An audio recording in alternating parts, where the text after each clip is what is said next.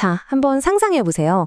만약에 돈이 그냥 화폐가 아니라 우리가 직접 만들고 발전시킬 수 있는 기술이라면 어떨까요? 오늘 바로 이 디지털 자산의 세 가지 핵심 기동을 통해서 그 새로운 가능성을 한번 파헤쳐 보겠습니다. 네, 바로 이 질문. 이게 오늘 우리가 나눌 모든 이야기의 출발점이라고 할 수 있습니다. 돈을 기술이라는 렌즈로 딱 들여다보는 순간 완전히 새로운 세상이 펼쳐지거든요. 자, 그럼 같이 한번 들어가 보시죠. 자, 그럼 그 첫 번째 기둥부터 시작해 볼까요? 네, 바로 비트코인입니다. 아마 다들 들어보셨을 텐데요. 이게 도대체 뭔지 가장 쉽게 이해하려면 우리한테 아주 익숙한 자산이 있죠. 바로 금이랑 비교해보면 아주 좋습니다. 비트코인이 처음 나왔을 때 그 목표는 사실 굉장히 명확했어요. 한마디로 은행 없는 돈을 만들자는 거였죠. 그러니까 중간에 어떤 금융기관도 끼지 않고 그냥 사람 대 사람으로 직접 돈을 주고받는 그런 완전히 새로운 시스템을 꿈꿨던 겁니다. 비트코인의 모든 걸 단 하나의 숫자로 압축한다면 바로 이겁니다. 2100만. 이게 그냥 이 정도 만들자 하는 목표치가 아니에요. 아예 코드 자체에 새겨진 절대 바꿀 수 없는 법칙 같은 겁니다. 그러니까 2100만 개, 그 이상은 절대로 존재할 수가 없는 거죠. 바로 이 지점에서 그 유명한 별명, 디지털 금이 나오는 겁니다. 한번 생각해 보세요. 일반 돈은 전부 다 필요하면 그냥 더 찍어낼 수 있잖아요. 근데 비트코인은 그게 안 되죠. 딱 2100만 개로 끝! 바로 이 희소성이 시간이 지나도 가치가 떨어지는 인플레이션으로부터 자산을 지켜주는 아주 강력한 방패 역할을 해주는 거죠. 아니 근데 은행도 없는데 어떻게 서로 믿고 거래를 하냐고요? 바로 이 과정에 그 비밀이 숨어 있습니다. 자, 보세요. 제가 거래를 하나 만들면요. 그 기록이 네트워크에 쫙 퍼져서 모두가 이거 맞아 하고 검증을 해줍니다. 그럼 이제 채굴자들이 이 검증된 거래들을 모아서 블럭을 만들려고 경쟁을 하는 거죠. 아주 복잡한 수학 문제를 푸는 건데요. 가장 먼저 푼 사람이 내가 정답 찾았어 하고 외치면 다른 사람들이 그걸 보고 맞네 하고 동의해주면서 그 블럭이 진짜로 인정받게 됩니다. 이렇게 한번 블록체인에 딱 기록되고 나면 이건 절대 누구도 수정하거나 지울 수가 없게 돼요. 이게 바로 중앙기관 없이도 만들어지는 분산된 신뢰의 핵심입니다. 자, 그런데요. 이야기는 여기서 끝나지 않았습니다. 사람들이 이런 생각을 하기 시작한 거죠. 이 블록체인 기술, 이거 그냥 돈만 주고받기에는 너무 아까운데? 이걸로 훨씬 더 대단한 일들을 할 수 있지 않을까? 바로 그 질문에 대한 대답이 우리의 두 번째 기둥, 이더리움입니다. 이 표를 보시면 그 차이가 아주 명확하게 보이죠. 비유하자면 이렇습니다. 비트코인이 딱 디지털 계산기 같은 거예요. 덧셈 뺄셈, 즉 가치를 주고받는 한 가지 기능에 특화된 거죠. 그런데 이더리움은 뭐냐면 디지털 컴퓨터, 즉 운영체제 같은 겁니다. 그 위에는 우리가 상상하는 어떤 프로그램이든 만들어서 올릴 수가 있어요. 이건 가능성의 차원이 완전히 달라진 거죠. 그리고 그 컴퓨터의 핵심 프로그램이 바로 이 스마트 컨트랙트입니다. 이더리움의 신장이라고 할 수 있죠. 이게 뭐냐면 딱 자판기 생각하시면 돼요. 자판기에 돈을 넣으면 조건 충족, 정해진 음료수가 나오잖아요. 계약 실행. 사람의 개입 없이 규칙대로 모든 게 자동으로 돌아가죠.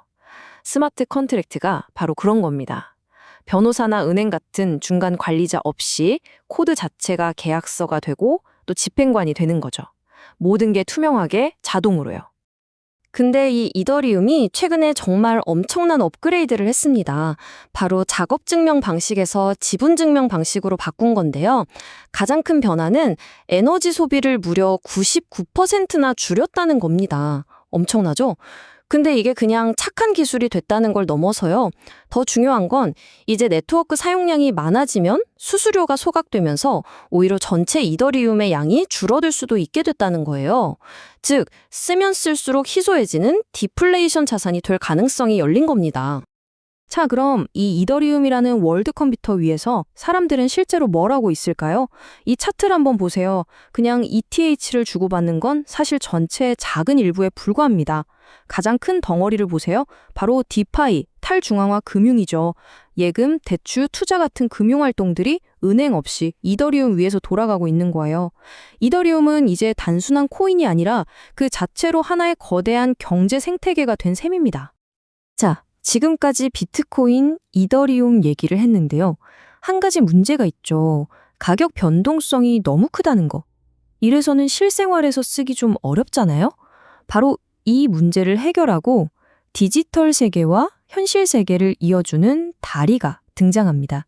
그게 바로 세 번째 기둥, 스테이블 코인입니다. 스테이블 코인, 이름에서부터 느낌이 오죠? 스테이블, 안정적이라는 뜻입니다. 쉽게 말해서 1코인이 항상 1달러의 가치를 갖도록 설계된 디지털 달러라고 보시면 돼요. 이렇게 가격이 안정적이니까 막 오르락 내리락 하는 다른 코인들 사이에서 기준점 역할을 해주는 아주 중요한 교환 수단이 되는 거죠. 그럼 이걸로 뭘 할 수 있느냐? 바로 이겁니다. 이게 바로 스테이블 코인의 진짜 위력, 킬러 앱이라고 불리는 부분인데요. 해외 송금을 한번 생각해 보세요. 기존 은행을 통하면 며칠씩 걸리고 수수료도 비쌌죠. 그런데 스테이블 코인을 쓰면 단 몇 분, 아니 몇 초 만에 수수료는 거의 공짜에 가깝게 전 세계 어디로든 돈을 보낼 수 있습니다. 24시간 365일 내내요. 이건 뭐 국제 결제 시장의 판도를 완전히 바꾸는 게임 체인저죠. 그런데 여기서 정말 흥미로운 질문이 하나 나옵니다. 아니, 이렇게 편리한 기술인데 미국 정부는 이걸 어떻게 보고 있을까요? 규제하려고 할까요? 놀랍게도 오히려 이걸 적극적으로 받아들이는 분위기입니다. 왜 그럴까요? 이 질문을 따라가 보면 이 디지털 달러가 단순한 기술을 넘어서 지정학적으로 얼마나 중요한 무기가 되는지 알 수 있습니다. 일단 수요가 얼마나 엄청난지부터 보시죠. 이 그래프 좀 보세요. 지난 1년 사이에만 스테이블 코인 전체 공급량이 60% 넘게 늘었습니다. 이건 그냥 좀 성장했네 수준이 아니에요. 시장이 우리는 이 기술이 정말 필요해 하고 외치고 있는 거나 마찬가지입니다. 그야말로 폭발적인 성장세죠. 아까 던졌던 질문, 미국 정부는 왜 이걸 좋아할까에 대한 답이 바로 여기에 있습니다. 스테이블 코인 발행사들은요, 1달러짜리 코인을 발행할 때마다 진짜 1달러를 은행에 예치하거나 미국 국채를 사들입니다. 즉, 스테이블 코인 시장이 커질수록 미국 국채에 대한 새로운 수요가 어마어마하게 생기는 거죠. 전 세계 사람들이 알아서 디지털 달러를 쓰고 미국 국채를 사주는 셈이니 이건 미국의 달러 패권을 더 강화시켜주는 엄청난 무기가 되는 겁니다. 기술 혁신이 국가의 전략적 자산이 되는 순간이죠. 자, 지금까지 들으면서 그래, 이론은 좋은데 그래서 이걸 진짜 쓰는 회사가 있어? 하고 생각하셨을 수도 있습니다. 네, 물론입니다. 이건 더 이상 미래의 이야기가 아니에요. 이미 발빠른 글로벌 기업들은 이 디지털 자산들을 자신들의 핵심 경영 전략으로 가져오고 있습니다. 어떻게 하고 있는지 한번 구체적으로 볼까요? 자, 보세요. 마이크로스트래티지라는 회사는 아예 비트코인을 회사의 주요 자산으로 삼았어요. 인플레이션으로부터 회사 자산을 지키는 디지털 금으로 활용하는 거죠. 그리고 비트마인은 이더리움에 투자하면서 미래의 탈중앙화 금융, 즉 디파이 생태계의 가능성에 베팅하고 있고요.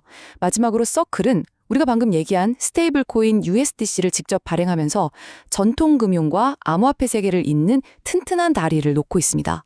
어때요? 우리가 지금까지 살펴본 세 개의 기둥이 그대로 기업들의 핵심 전략이 되고 있는 현장입니다. 자, 이제 거의 다 왔습니다. 우리가 함께 걸어온 이 디지털 자산의 진화 과정을 한번 정리해보고 돈의 미래에 대해 생각해보면서 마무리하도록 하죠. 결국 이 모든 흐름을 한 문장으로 꿰뚫어보면 이렇습니다. 은행 없는 돈을 꿈꿨던 P2P 화폐 시스템, 비트코인에서 시작해서요. 그 위에 뭐든지 만들 수 있는 월드 컴퓨터, 이더리움으로 진화했죠. 그리고 마침내는 현실 세계와 연결되는 디지털 달러, 스테이블 코인이라는 새로운 기둥까지 세워진 겁니다. 정말 하나의 혁신이 그 다음 혁신을 낳는 그런 놀라운 여정이었죠. 그래서 이제 우리가 던져야 할 질문은 이게 아닌가 싶습니다. 과연 이 기술이 금융을 바꿀까 하는 질문은 이미 지난 것 같아요. 금융 지도는 이미 바뀌고 있으니까요. 진짜 질문은 이겁니다. 그렇다면 우리 각자는 또 우리 사회는 이 거대한 변화의 물결에 어떻게 적응해 나가야 할까? 바로 이 질문을 여러분께 던지면서 오늘 이야기를 마무리할까 합니다.